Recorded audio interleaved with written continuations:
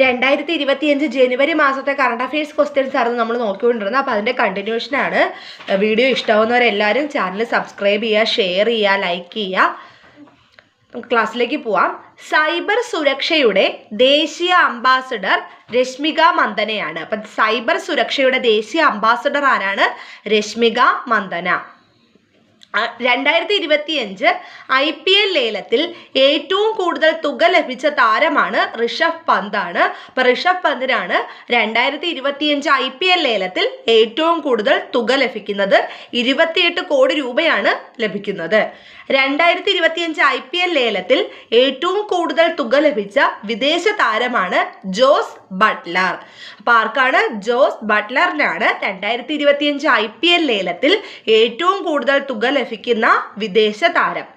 കേരളത്തിൽ എല്ലാ സർവകലാശാലകളുടെയും കോളേജുകളുടെയും സേവനങ്ങളും പ്രവർത്തനങ്ങളും ഒരു കുടക്കീഴിൽ കൊണ്ടുവരുന്നതിനായി ഉന്നത വിദ്യാഭ്യാസ വകുപ്പ് തയ്യാറാക്കിയ ഏകജാലക പോർട്ടലാണ് കെ-റീപ്പ് സോഫ്റ്റ്വെയർ. അപ്പം കെ-റീപ്പ് സോഫ്റ്റ്വെയർ ആണ് കേരളത്തിലുള്ള എല്ലാ സർവകലാശാലകളുടെയും കോളേജുകളുടെയും ഒക്കെ പ്രവർത്തനങ്ങളെല്ലാം ഒരുമിച്ച് കൊണ്ടുവരാൻ വേണ്ടിയിട്ട് തുടങ്ങുന്ന ഒരു ഏകജാലക പോർട്ടലാണ് കെ-റീപ്പ് സോഫ്റ്റ്വെയർ. മങ്കൊമ്പ് നെല്ല് ഗവേഷണ കേന്ദ്രം വികസിപ്പിച്ചെടുത്ത പുതിയ നെല്ലിനമാണ് പൗർണമി. അപ്പോൾ പൗർണമി പുതിയതായിട്ട് വികസിപ്പിച്ചെടുത്ത ഒരു നെല്ലിനമാണ് മങ്കൊമ്പ് നെല്ല് ഗവേഷണ കേന്ദ്രമാണ് വികസിപ്പിക്കുന്നത്. കേരളത്തിലെ സർവീസ് പെൻഷൻകാർക്കായുള്ള പുതിയ മൊബൈൽ ആപ്പാണ് കേരള പെൻഷൻ ആപ്പ് 2.0. അപ്പോൾ എന്താണ്? കേരളത്തിലെ സർവീസ് പെൻഷൻകാർക്കായുള്ള പുതിയ മൊബൈൽ ആപ്പാണ് Kerala pension app 2.0.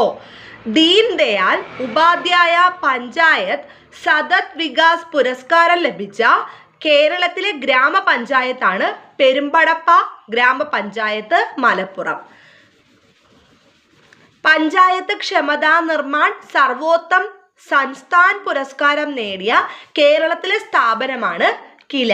Kerala institute of local administration എന്നതാണ് കിലയുടെ ഫുൾ ഫോം വരുന്നത്. ഒരു രാജ്യം ഒരു തിരഞ്ഞെടുപ്പ് നയത്തിന്റെ ഭാഗമായി ലോക്സഭ, സംസ്ഥാന നിയമസഭാ തിരഞ്ഞെടുപ്പുകൾ ഒന്നിച്ചു നടത്താനുള്ള ബില്ലുകൾക്ക് കേന്ദ്ര മന്ത്രിസഭാ യോഗം അംഗീകാരം നൽകിയത് 2024 ഡിസംബർ 12-നാണ്.